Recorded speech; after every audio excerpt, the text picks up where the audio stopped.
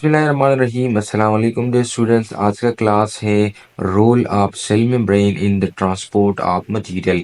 तमाम जानदारों में खलिया एक खलवी जेली से घेरा हुआ होता है, यानी तमाम सेल्स के इर्द गिर्द सेल मेम्ब्रेन ज़रूर मौजूद होता है।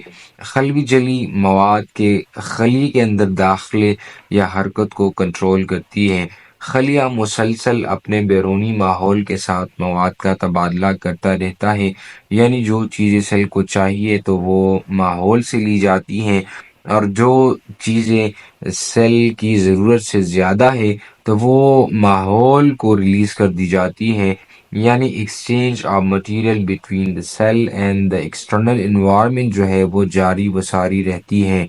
खलिए के अंदर जाने और बाहर निकलने वाले मवाद की हरकत ऐसी तरसील नहीं होती जो कंट्रोल ना हो, बल्कि वो तमाम चीज़ें जो कि सेल के अंदर आ रही हैं या सेल से बाहर जा रही हैं तो वो एक कंट्रोल मैकेनिज़्म के थ्रू हो रहा होता है, और वो तमाम जो कंट्रोल मैकेनिज़्म है वो सेल मेम्ब्रेन ही कंट्रोल करता रहता है।